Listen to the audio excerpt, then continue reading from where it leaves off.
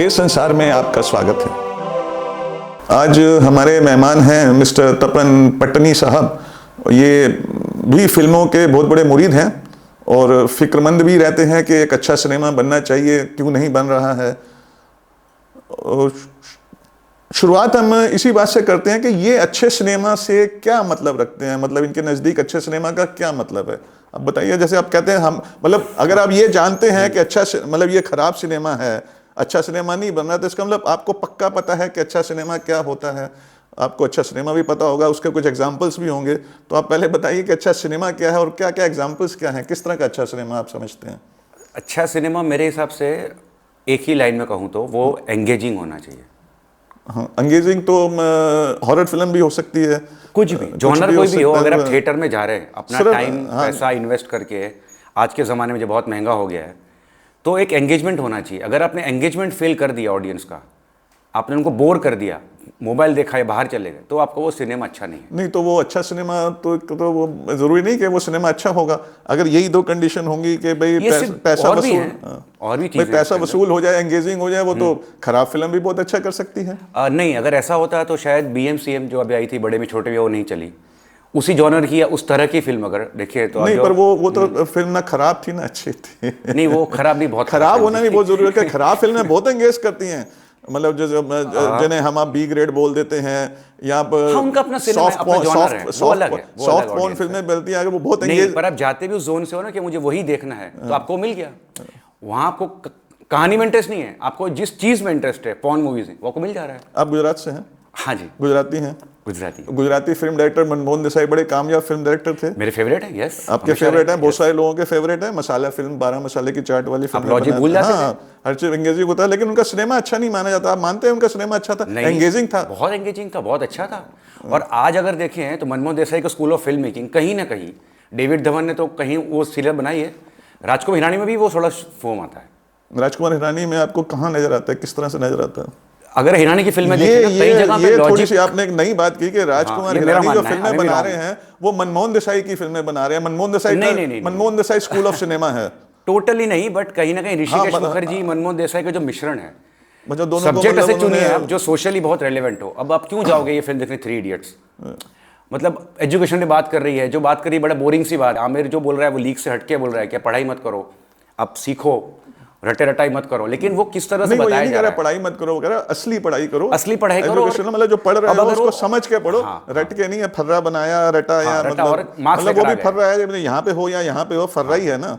मतलब फर्रा ना यहाँ का हो ना यहाँ का हो, लेकिन वो बताने का तरीका जो है ना, वो कहीं ना कहीं थोड़ा कॉमेडी है, थोड़ा इलॉजिकल भी है कई जगहों नहीं। पर ये जो आपने बात कही है ना, ये बिल्कुल ओरिजिनल बात है कि राजकुमार हिरानी मनमोहन देसाई टाइप का सिनेमा बना रहा है। मुझे लगता है कि राजकुमार हिरानी साहब को ये बात पसंद आएगी नहीं आएगी, थोड़ा नहीं। मैं उनको डीमीन नहीं कर रहा हूँ, मेरे बहुत फेवरेट फिल्म मेकर हैं, बट नहीं, डीमीन तो कर ही नहीं सकते मनमोहन देसाई। पहली बात तो किसी का कंपैरिजन नहीं हो सकता है, सबका अपनी क्रिएटिविटी है, अपना तरीका, अपना स्कूल है, आप कंपैरिजन तो नहीं कर सकते। लेकिन राजकुमार हिरानी के सिनेमा को मनमोहन देसाई टाइप का सिनेमा कहना, ये थोड़ा आप जस्टिफाई करिए, थोड़ा बताइए कैसे। देखिए, अगर आप देखें मनमोहन सिंह की फिल्में जितनी भी रही हैं, अमर अकबर एंथनी सपोज, अब आज के ज़माने में भी लोग हंसेंगे, लेकिन उस वक्त ये कल्ट था और आज भी है। वो 3 लोग नहीं, आज भी लोग एंजॉय करते हैं, आज भी एंजॉय करते हैं। हाँ, तो वो मतलब लॉजिक की बात करें अगर, तो उस तरह की काफ़ी चीज़ें हैं ईरानी की फिल्मों में। अगर आप लॉजिक पे जाए, मुन्ना पे MBBS हो, लगे रहो, तो वो लॉजिक में नहीं जाएंगी, बट आपको वो सीन देखने में मज़ा आ रहा है।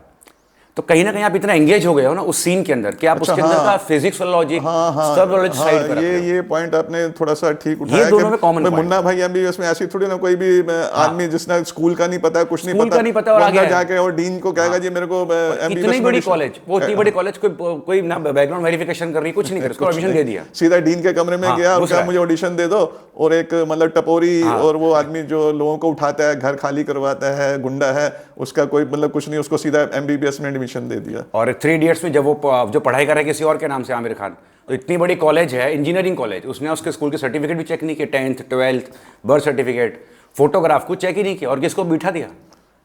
तो ये लॉजिक छोड़िए, लेकिन एंगेजमेंट जो है ना, हिरानी को पता है कि अगर मैं दिखाऊंगा लॉजिक तो लोग ऑडियंस बोर हो जाएगी। वो शायद मुझे ऐसा लगता है कि मनमोहन देसाई से वो सीखे। हाँ, हो सकता है उन्होंने किससे सीखा तो वही बता सकते हैं, बट ये मेरा आपकी ऑब्जर्वेशन ये है कि Manmohan Desai school of cinema ही है जो राजकुमार हिरानी साहब आगे चला रहे हैं अपने टच के साथ, अपने टच के ट्रीटमेंट में अपना स्टाइल थोड़ा सा इधर उधर अपना उन्होंने किया है। डंकी आप देख लें, डंकी में कितने सीन्स ऐसे महान इलॉजिकल है, आदमी इतना आसानी से पहुंच जैसे सकता जैसे है। कुछ एग्जांपल बताइए 2-3। जैसे वो जो मेक्सिको जो पूरा बॉर्डर रूट है वो तो रियल है, वो हिरानी ने वो नहीं है, बट जिस तरह से लंदन में वो लोग रह रहे हैं, और लास्ट का जो क्लाइमेक्स सीन है जहाँ शाहरुख खान जिस तरह से इंडिया आता है, वो शिप में सब पैसे वैसे खिला के लोग वो भी करके, मतलब वो कंट्रीज भी हमारी तरह हैं क्या एकदम, मतलब करप्टेड हैं, वहाँ सब करप्शन चलता है। अब जहाँ आप जानते भी नहीं किसी को लंदन में, अगर मैं किसी अलग कंट्री में पहुँच जाऊँ तो मुझे वहाँ के लॉज भी नहीं पता है। अब मेरे को इतना सब कुछ समझ में आ गया कि साल लॉज तोड़ सकता हूँ, तो इतना आसान होता तो हर आदमी वहाँ से वापस आ गया होता। जो चीज़ें दिखाई हैं क्लाइमेक्स में थोड़ी इलॉजिकल सी, बट वो काफ़ी खूबसूरत लगती है स्क्रीन के ऊपर। नहीं, पर इस मामले में तो देखिए इंडियंस इंटेलिजेंट रहे हैं, मतलब कोई ऐसा दुनिया का देश नहीं होगा जहां वो नहीं है, नहीं गए हैं। हाँ, और वहां पे उन्होंने जाके बल्कि काफी जगह तो उन्होंने जाके ये हालत कर दिया कि वो अब वहां के बड़े हो गए हैं, बॉस हो गए, और वहां के लोग मजदूर हो गए। न्यूयॉर्क में मैक्सिमम होटल्स बहुत सारी चीजों में हुआ, ऐसा कुछ हुआ, तो ऐसा तो नहीं कह सकते कि मतलब हम लोग बहुत ज्यादा क्रिएटिवली इंटेलिजेंट हैं।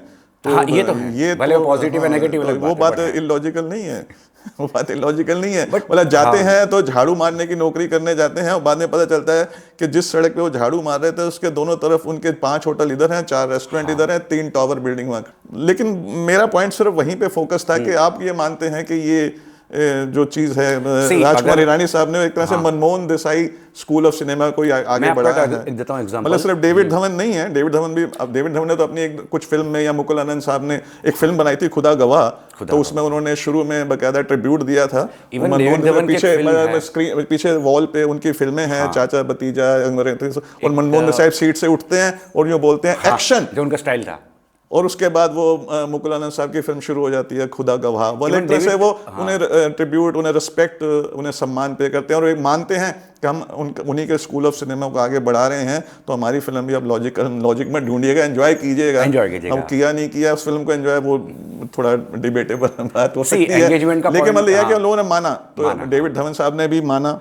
उनकी एक फिल्म है जिसमें केतन देसाई ने प्रोड्यूस की थी, तो वहाँ भी एक इनिशियल जो ट्रिब्यूट है वो लिखा है। हाँ, बिल्कुल लिखा हुआ आता है। साजिद खान और ये सब, वो साजिद खान ने भी जो फिल्में बनाई उसमें मनमोहन देसाई नहीं बल्कि उन सब फिल्म मेकर्स का नाम लिया जिन्हें लोग मसाला फिल्म मेकर्स कहते हैं। हालांकि मसाला फराह खान की अगर आप ओम शांति ओम देखें या मैं हूं ना देखें, वो टिपिकल एक कमर्शियल फॉर्मेट की जॉनर की फिल्म है जहां लेकिन राजकुमार हिरानी साहब का सिनेमा मनमोहन देसाई टाइप का सिनेमा है। ये बात थोड़ी ओरिजिनल है, अलग है। अच्छा, मैं बताता हूँ एंगेजमेंट क्या होता है। जैसे मान लीजिए आपने लगान देखी, कम से कम 4 घंटे की थी। जोधा अकबर देखी, 3.5 घंटे की है। स्वदेश जो ज़्यादा नहीं चली बट आज कल्ट मानी जाती है, वो भी 3 घंटे के प्लस। कल्ट मानी जाती है, ये भी थोड़ा इस मामले में थोड़ा डाउट है। मेरी फेवरेट फिल्म है। अच्छा, आपकी फेवरेट फिल्म है। टेक्निकली फ्लॉड फिल्म है, स्क्रीन प्ले फ्लॉड है, लेकिन स्वदेश में कुछ है, चलो वो चली नहीं, बात अलग है। बट मेरा पॉइंट ये है, उसके बाद जो फिल्में बनी अशोक गोवारिकर की, खेलेंगे हम जी जान से, कहीं ऐसा तो नहीं कि आप भी बाकी लोगों की तरह ये मानते हो कि जो फिल्में नहीं चलती वो अच्छी होती हैं, कल्ट होती हैं? सब नहीं, बट स्वदेश एक अलग, क्योंकि मुझे देखा कि हमारे देश में ये भी एक अलग तरह का एक फैशन है, फेड है, मतलब फेक ईगो है। हाँ, मतलब ये है कि जो फिल्म नहीं चली है उसे बताना कि हाँ ये बहुत अच्छी थी, मेरी फेवरेट थी, लोगों को समझ में नहीं आई, मुझे आ गई, मैं बहुत इंटेलिजेंट हूँ, बोल रहे चलो बाकी सारे गधे हैं, बेवकूफ हैं, उन्हें समझ नहीं आई। उस तरह से नहीं, बट अगर आप देखो अशोक गोवारिकर की बाकी की फिल्में क्यों नहीं चली, जबकि वो फिल्में 2-2.5 घंटे की है, लेंथ कम है, तो प्रॉब्लम लेंथ नहीं होता। वेडनेसडे 1.5 घंटे की है, आपको 1 सेकंड तक नहीं छोड़ती है। वही फिल्म अय्यारी, उसी फिल्म मेकर की, नीरज पांडे की, 3 घंटे की है, पर फ्लॉप हो जाती है। उसी फिल्म मेकर की एक फिल्म है जो 3.5 घंटे की है, MS धोनी की बायोपिक, वो सुपर हिट होती है। एंगेजमेंट है ना स्क्रीन प्ले लेवल पे, मतलब ये ना कि बात जितनी जरूरी है उतनी कहनी है। हाँ, उसको जबरदस्ती ये नहीं कि हाँ ये नहीं कि अब 2.5 घंटे की फीचर फिल्म 2.5 घंटे की हमेशा से बनती आई है तो हमें 2.5 घंटे पूरे करने ही हैं। इस मामले में एक फिल्म, पता नहीं शायद आपने देखी या नहीं देखी, बड़ी जबरदस्त फिल्म थी और वो हिट भी हुई थी। एक गुलजार साहब ने फिल्म बनाई थी अचानक। हाँ, विनोद खन्ना साहब, विनोद खन्ना उसमें हीरो थे और कोई गाना भी नहीं था, और उसकी कहानी ख्वाजा मेहताब बादशाह साहब ने लिखी थी, और 1.5 घंटे की फिल्म थी टोटल, और लोगों ने बहुत देखी थी। हाँ, और मुझे अच्छी तरह याद है कि सिनेमा हॉल में जब वो फिल्म लगी थी तो इंटरवल से पहले एक डॉक्यूमेंट्री दिखाई जाती थी जिसकी लेंथ उस ओरिजिनल फिल्म से ज्यादा होती थी। वो पूरी डॉक्यूमेंट्री दिखा दी जाती थी, फिर उसके बाद इंटरवल आता था, फिर उसके बाद फिल्म शुरू होती थी जो उस डॉक्यूमेंट्री से भी कम ड्यूरेशन की होती थी। लेकिन क्योंकि उस जमाने में हॉल्स जो है, सिनेमा हॉल जो होते थे, ऑडिटोरियम, वो 3 घंटे का वो वक्फा उन्होंने मेंटेन करना ही होता था, तो वो मतलब किसी ना किसी तरह से 12 से 3, 3 से 6, 6 से 9, 9 से 12 उन्होंने मेंटेन करना है। तो मतलब जो शो शुरू हुआ तो उसमें वो पहले 1 घंटा 70 या 40 मिनट की एक डॉक्यूमेंट्री दिखाते थे, उसके बाद वो इंटरवल हो जाता था, फिर उस डॉक्यूमेंट्री से कम ड्यूरेशन की असली फीचर फिल्म चलती थी। तो बहुत सारे लोग ये करते थे कि टिकट तो हमने ले ली, टिकट ले ली है, उसे अब हमें पता लग गया है कि इंटरवल के बाद हमारी फिल्म शुरू होनी है। हाँ। तो अपना टिकट लेके घूमे फिरे, इधर गए उधर गए, अपना खाया पिया, जब लगा कि इंटरवल हो गया तो उसके बाद आगे जाके अपनी फिल्म देख ली, और फिल्म बहुत चली थी, लोगों को बहुत पसंद आई थी। अब देखो एक और बात है, अगर आप सावरिया देखें, जो आपने कहा 2.5 घंटा खींचना, सावरिया एक शॉर्ट स्टोरी थी, रशियन शॉर्ट। नहीं, अब आप मेरे से ये मत पूछना कि आपने सावरिया देखी नहीं देखी। नहीं चलेगा, मैंने देखी। हाँ, क्योंकि मैंने क्या, बहुत सारे लोगों ने देखी। मतलब आप 2 बार देखी है। ऐसा इंसान बहुत मुश्किल से मिलेगा जो कहे कि हाँ मैंने देखी है। मैंने 2 बार देखी है, सेम डे थिएटर। मेरा अलग एक फैंडम है भंसाली का, बट वो फिल्म अगर बनती ना तो 1 घंटे में खत्म हो सकती थी। ओके। अब एक छोटी सी शॉर्ट स्टोरी है, आपने कुछ कहानी लिखी है जो किसी राइटर लिखी 2 पन्ने की, उसको आप 2.5 घंटा खींचोगे तो आपने वो पूरा बेस खत्म कर दिया। अगर वो और वही एंगेजमेंट अगर आप देखो ब्लैक में है, ब्लैक 2 घंटे की है, कोई गाने नहीं है, कोई कहेगा भी नहीं कि भंसाली बना सकता है। It's not a Sanjay Leela Bhansali genre of film making, but वो फिल्म इतनी सुपर हिट हुई, इतने अवार्ड्स मिले, इतनी चली क्यों? वो एंगेजमेंट है। उनका जोनर क्या है वो भी तो मतलब जैसे कह रहे हैं आपने, अगर ये कहा कि उनका जोनर नहीं है तो फिर उनका जोनर क्या है? भंसाली का आपके हिसाब से उनका जोनर फिर क्या है? वो मेरे ख्याल से तो वो एक उसी तरह की फिल्में बनाते हैं। नहीं, ग्रेंजियर है, सब कुछ है, सारी चीजें हैं। तो प्रॉब्लम वही है कि लोग वही देखते हैं एक्चुअली। हाँ, भंसाली का जो एक्चुअल जॉनर जो है ना, मेरे ख्याल से हाँ, ये क्लियर होना बहुत जरूरी है कि आपकी नजर में भंसाली साहब का जोनर क्या है? 70s 80s का सिनेमा बना रहा है, जो टिपिकल अमिताभ बच्चन, पीटर चाबीखोल बना रहा है, एकदम मॉडर्न वर्जन में, सेट तामझाम परफॉर्मेंस। ये आपको कौन सी फिल्म में महसूस हुआ? गंगूबाई काठियावाड़ी। कुंवारी किसी ने बनाया नहीं, शादीशुदा किसी ने शादी करी नहीं। अगर आप भंसाली डायलॉग्स देखो, बाजीराव ने मस्तानी से मोहब्बत की, अय्याशी नहीं, ये टिपिकल 70s डायलॉग्स हैं। बुल्ला मैं रखता हूँ खुल्लम खुल्ला, जो वो चला था।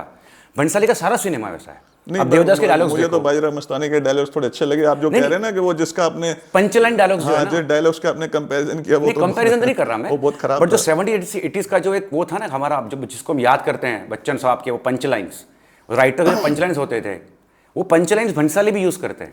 बट वो कैसे यूज करते हैं, उसको जिस तरह से वो प्रेजेंट करते हैं ना आज के जमाने में, आपको लगता नहीं कि वो यूज हो रहे हैं।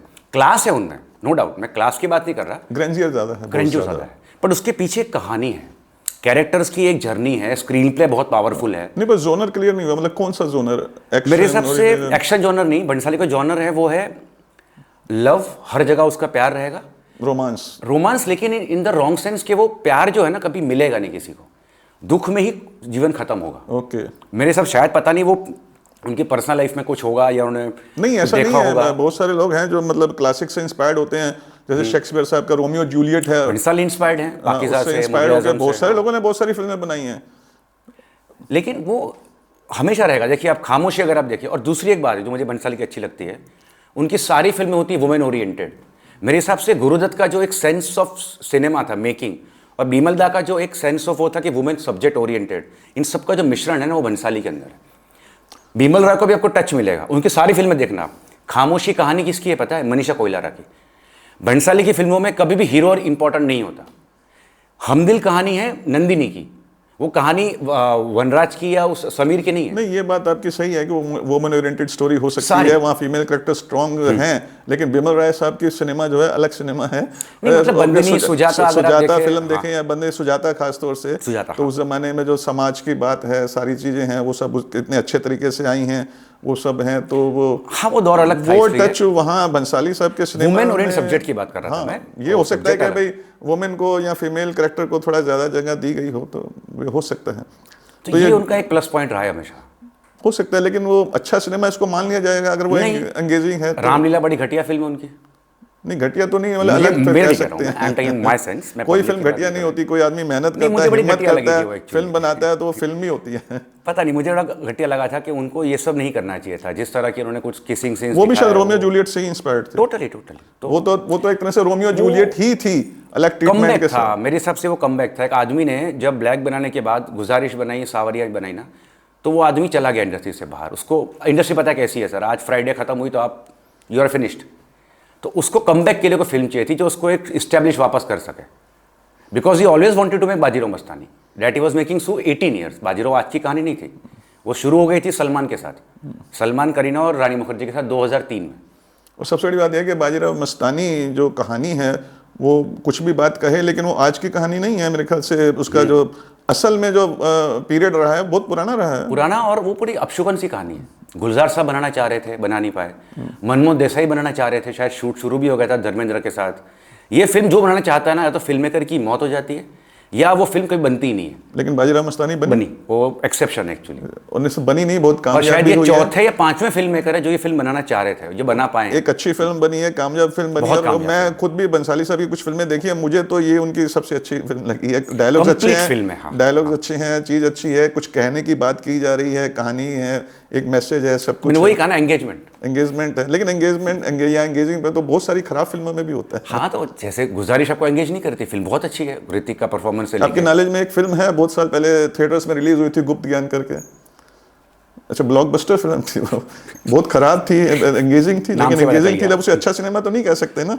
नहीं कह सकते, वो अलग अरे बात वो है। थिएटर पे लगाई जाती थी, उतरती नहीं थी। आज भी चलती हैं ऐसी फिल्में जबरदस्ती, गोरेगांव के तो आप थिएटर्स उसे में। अच्छा सिनेमा नहीं कह सकते। तो वो आप कुछ एग्जांपल दीजिए आपकी नजरों में अच्छा सिनेमा क्या। अच्छा, जागते रहो देखी है आपने? हाँ हाँ, क्यों नहीं। अच्छा, वो एक अच्छा सिनेमा वो है, अच्छा सिनेमा है। एंगेजिंग तीसरी भी है, कसम। एंगेजिंग भी है, सब कुछ है। तीसरी कसम हाँ, भी है। वो हिट है फ्लॉप अलग बात है, मैं हिट और उसमें फ्लॉप नहीं तो जा रहा हूँ। आप लोगों की पसंद है, अलग है, तो उसमें कुछ भी हो सकती है। जागते तीसरी रहो, कसम देखी है आपने? तीसरी कसम मेरी फेवरेट फिल्म है। अच्छा, ये ये आर्टिकल बड़े- देख चुका हूँ काफी मैं। दिल जब चली नहीं थी, लेकिन आज उसको एक बेंचमार्क माना जाता है। चली इसलिए नहीं थी कि शायद वो उसमें गीत हर 2 मिनट में एक आ जाता था, नहीं या सर, कुछ चली और क्यों नहीं थी, दूसरा। स्वदेश क्यों नहीं चली? वन ऑफ द रीजंस क्या होता है ना, इंडस्ट्री में आज से नहीं, पहले से एक एक्टर अगर एक जॉनर की फिल्म करना शुरू करता है तो टाइप कास्ट होना शुरू होता है।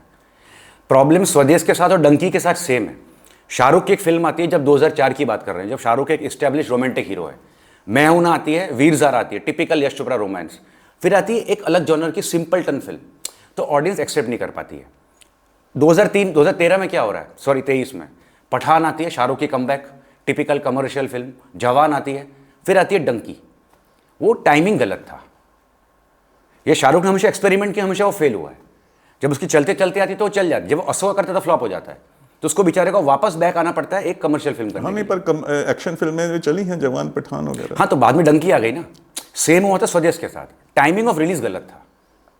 ऑडियंस ने आपको एक्सेप्ट कर लिया एज एन एक्शन हीरो, अचानक से आप लेकर आओगे रोमांटिक स्टोरी, तो अब नहीं चलेगी। नहीं, तो वहाँ ये बात लागू नहीं होती कि स्क्रिप्ट सही नहीं थी या कहानी सही नहीं थी स्वदेश की। मुझे लगता है कि स्वदेश इंटरवल के बाद बहुत बोरिंग थी। उतनी अच्छी या सही नहीं थी, खींची बहुत थी फालतू। मतलब उसमें एक जैसे एक एपिसोड खत्म होता है, फिर दूसरा शुरू हो जाता है, फिर तीसरा शुरू हो जाता है, फिर चौथा शुरू हो जाता है। Documentary flavour. हाँ, उसमें जैसे जोड़ा गया डाकू ड्रामा टाइप, एक एपिसोड खत्म हुआ, दूसरा शुरू, तीसरा शुरू, अभी ये हो रहा है, फिर अभी एक वृद्धाश्रम की बात भी आ गई, फिर उसके बाद गाँव की बिजली की बात, फिर एक एक करके बहुत सारी बातें हैं। जिस पर ये फिल्म बेस्ड है, जिस कपल पे, जो एनआरआई कपल एक्चुअली इंडिया में आया महाराष्ट्र में, अमेरिका को छोड़ के, और उन्होंने पहली बार बिजली बनाई महाराष्ट्र में, जिस पर ये पूरी फिल्म बेस्ड है, उसका आपको रेफरेंस मिलेगा स्वदेश के एक सीन में।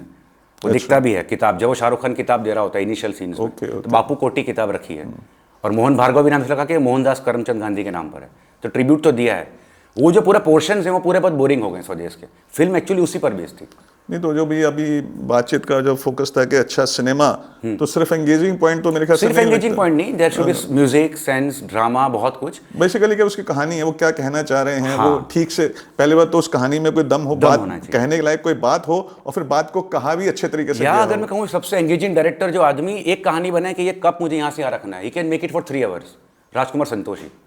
ओके, खाकी की कहानी क्या है, वन लाइनर कहानी है। अतुल कुलकर्णी को पकड़ा है डॉक्टर को, उसको यहाँ से वहाँ तक लेके जाना है, पुलिस का काम है।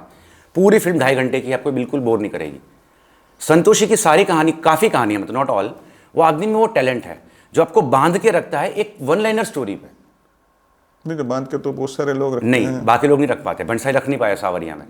अगर यही सावरिया फॉर एग्जांपल, एक एक्सेप्शन है सावरिया। नहीं मतलब बहुत सारे फिल्में रामलीला में लोगों ने बड़े एंजॉय किया है, बाजीराव मस्तानी में एंजॉय किया है, बट वो एक टैलेंट है उसमें। तो आपके हिसाब से अच्छे सिनेमा का यही है कि एंगेजिंग होना जरूरी है। एक 5 कहानी मिनट भी तो अच्छी होनी चाहिए ना, मतलब उसमें मैसेज, कुछ बात तो हो, मतलब सब्सटेंस तो हो। ये नहीं है कि वो कहानी अच्छी है, बुरी है, थोड़ी सॉफ्ट है, बट वो एंगेज तो वो भी कर रही है आपको, एंगेज तो कर रही है ना। मतलब अगर आपके पैसे वसूल हो गए तो अच्छा सिनेमा है। एग्जैक्टली, एज एन ऑडियंस तो मैं यही कहूंगा, पैसे वसूल हो गए मेरे तो खत्म। अब उसमें लॉजिक क्या लग रहा है, नहीं लग रहा है, क्यों लग रहा है, मुझे नहीं पता। नहीं, लॉजिक अच्छा, सिनेमा में भी कई बार फिल्में ऐसी होती हैं उनमें लॉजिक नहीं होता है। लिटरेचर की कहानियों में लॉजिक नहीं बहुत सारी होता है, वो एक कल्पना होती है, उसमें बहुत सारी ऐसी बातें कह दी जाती हैं, दिखा दी जाती हैं, वो लॉजिक से परे ही होती हैं। हाँ, मतलब आप उसको लॉजिक पे टेस्ट करने जाओगे तो लिटरेचर की भी बहुत सारी स्टोरीज जो हैं वो उस पर खरी नहीं उतरेंगी, नहीं उतर नहीं सकती, राजामौली के सिनेमा में कहाँ लॉजिक होता है? कुछ भी हो रहा है उनके सिनेमा में, लेकिन आप देखते हैं कौन सा सिनेमा में? राजा मौली जो फिल्म बनाते हैं, बाहुबली या नहीं खैर वो एक अलग, वो तो उनका जोनर ही अलग है, जोनर ही अलग है, वो तो पूरा एंटरटेनमेंट के तौर पर ही है। तो जरूरी नहीं कि सिर्फ एक है, लेकिन ठीक है, ये भी आपका एक पॉइंट है, एंगेजिंग, मतलब पैसा वसूल हो गया, मेरी बात हो गई, मेरे पैसे वसूल हो आप गए। अगर आप YouTube फिल्म छोड़िए, अगर आप आजकल पॉडकास्ट देख रहे हैं, अच्छा, मतलब मेरे ख्याल से मुझे लगता है कि इसके पीछे आपका वो गुजराती माइंड तो नहीं कि मेरे पैसे लगे हैं, नहीं, मेरे मेरा कोई माइंड नहीं है। पैसे मेरा वसूल हो mind गए, इतना है, कोई देखिए। अच्छा सिनेमा हो गया, मेरे पैसे वसूल नहीं हुए तो अच्छा सिनेमा मैं तो नहीं क्रिटिक हुआ। आदमी हूं, मुझे तो कोई प्रॉब्लम ही नहीं है इसमें, बट मतलब पॉइंट ये है नहीं, ना, उसमें तो जाता है ना कि भाई, जैसे मान लीजिए आप YouTube वीडियोस देख रहे हैं, आई एम सॉरी कि सिर्फ गुजराती माइंड नहीं, नहीं, हर ठीक है। और ऑडियंस का माइंड होता है कि मेरी मेहनत की कमाई है, Exactly, मेरे मैं पैसे audience जा की रहे बात कर हैं, रहा हूं। तो अगर मुझे पैसा वसूल मिल गया तो मेरे हिसाब से तो सोचिए आप एक अपना सैटरडे या संडे, एक पूरा हफ्ते का एक दिन 5 से 6 घंटा एंगेज कर रहे हैं, आपकी फैमिली के साथ आप गाड़ी में गए, थिएटर तक पहुंचे, वहां पे टिकट ली, वहां पे बैठे, 3 घंटे की सिर्फ फिल्म है, ट्रैवलिंग आने जाने का 2 घंटा मान के चलें, तो अब अपनी जिंदगी के 6 घंटे सारा काम छोड़ के, अपना वो फैमिली टाइम छोड़ के, रविवार की छुट्टी छोड़ के जा रहे एक थिएटर में फिल्म देखने, तो उस फिल्म मेकर का एक जिम्मेदारी है कि आपको वो एंगेज करे। आपसे बातचीत करके ये 2 बिल्कुल ही नए अनोखे पॉइंट सामने आए कि गुड सिनेमा वो है जिसमें मेरी मेहनत की कमाई के पैसे मुझे लगे कि वसूल हो गए, ऑडियंस के लिए वही रहेगा, और दूसरी बात मेरे ख्याल से मुझे लगता है कि आज तक किसी ने नहीं कही थी, वो आज पहली बार हुई है कि वो अपना आपने बताया ना कि राजकुमार हिरानी का जो सिनेमा है वो मनमोहन देसाई का ही सिनेमा है, वो उसी कोई चला रहे हैं, थोड़ा बहुत अपना ट्रीटमेंट थोड़ा सा इधर उधर करके। ऋषिदा भी इस तरह के सिनेमा आपने 2 नई ओरिजिनल बातें की, इसके लिए आपका बहुत बहुत शुक्रिया। थैंक यू सर, आपका थैंक यू वेरी मच। आया तो बोल दिया मैंने। ऐसे ही आपके दिमाग में जब भी और कभी ओरिजिनल बातें आती रहें तो आप हमसे मिलते रहिएगा, हम ऐसे ही प्रोग्राम बनाते रहेंगे। Thank you very much. के संसार के साथ आप अपना प्यार इसी तरह बनाए रखें और हम आपके लिए ढेर सारा बॉलीवुड और ढेर सारी कहानियां लाते रहेंगे।